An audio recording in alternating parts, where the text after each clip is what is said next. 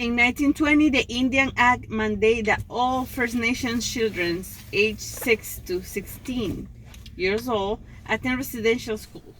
This is our third video on First Nations in Canada. Please make sure to check out the first two videos, and this is part of our larger Canadian road trip, 2021. We have reached 6,000 kilometers here in Kamloops, British Columbia. In 600 meters, turn right onto Shoe Swamp Road. This is Kamloops, BC, and Kamloops Indian Residential School that we see here on the left, besides the beautiful mountains. Let's find out what happened here and across Canada. What is an Indian residence school? This is the Kamloops Indian Residential School. Before residential schools exist, industrial schools existed both on and off reserve. They were a form of manual labor school. Children attend the Indian residential school system for the duration of a 10-month academic year. In some cases, children live at the school year-round. Why were the schools created? The Indian residential school system was based on the clearly stated goal of assimilating Indians, deemed to be most effective way to civilize the Indians. Why did parents allow their children to attend K.I.R.S.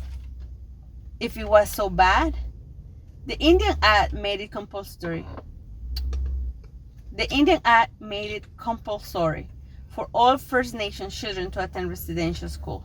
The parents were sent to jail if their children did not attend residential school. How many children attend the K.I.R.S?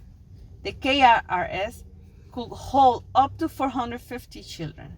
It was one of the largest schools in the residential school system, with more than 500 students enrolled in the 1950s. I want to go inside the K.I.R.S building, but it's locked. The K.I.R.S building is currently closed to the public due to COVID restriction. For further information about future tours, please contact the Sekwapeng Museum. What else can you do? 1. Get educated. Learn about the impact of the Indian residential school system. Read the Truth and Reconciliation Commission 94 recommendations. Learn about your local First Nation. 2. Actively listen. Actively listen to people of First Nations, Inuit, and Metis backgrounds. Be respectful towards trauma survivors and elders. Be patient, empathetic, and receptive. Raise awareness. Number 3, raise awareness. Raise awareness in your community and online. Wear on an orange shirt. Stand up to stereotype, prejudice, and systemic racism.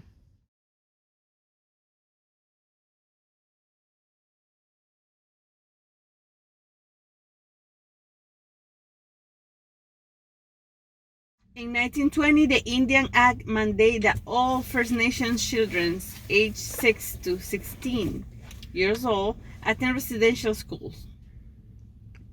The policy was to Christianize and civilize. Often children did not understand that it was the law and that their parents would be jailed if they did not comply.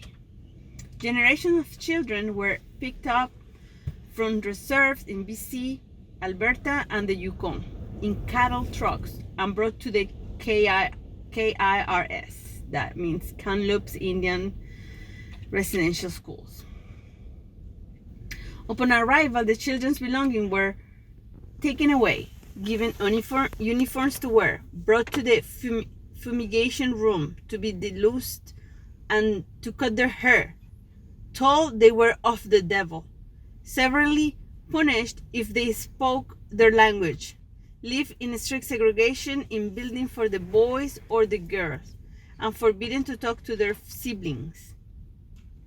Until 1950, they have half a day of work and half a day of school. The children overseeing the care of the horses, cattle, pigs, chicken, and the huge garden and orchard.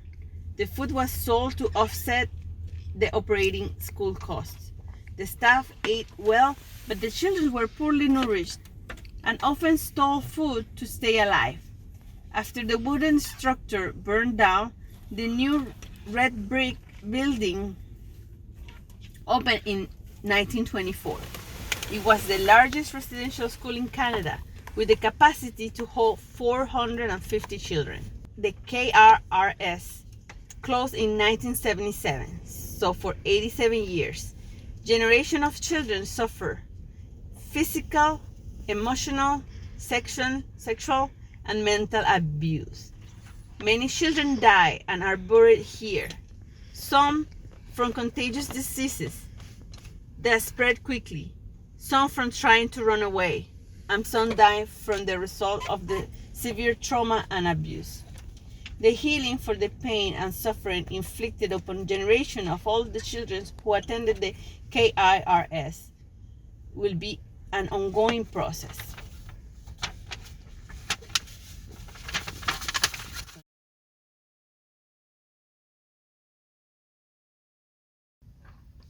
How does that make you feel, Isabel? That is very sad. It's very sad that these poor kids were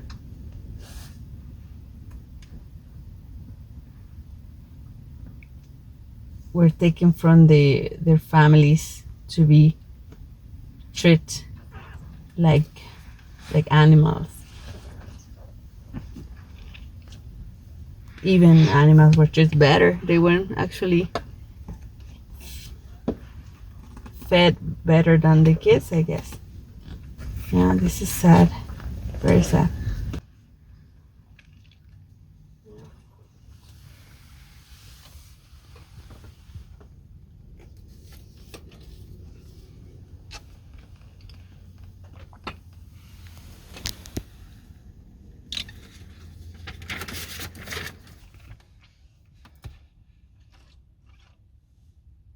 You're sad?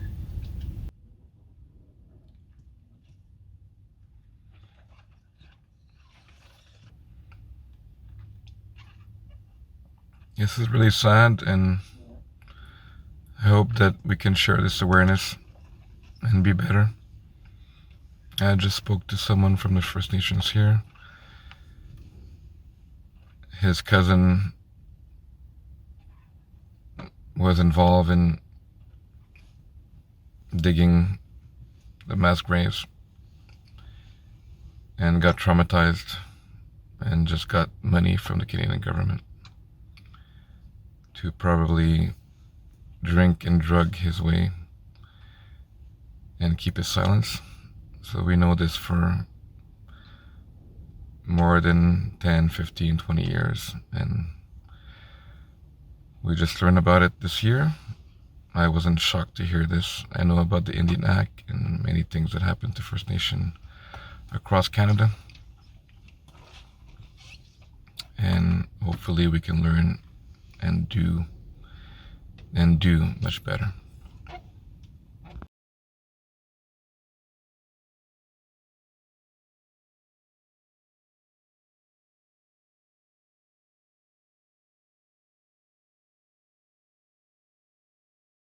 Sek-Wepemc people live in harmony with their environment, hunter-gatherer and warrior society. 1812, David Stewart established fur trade post in Kamloops. 1842, Father Demers, the first oblate missionary.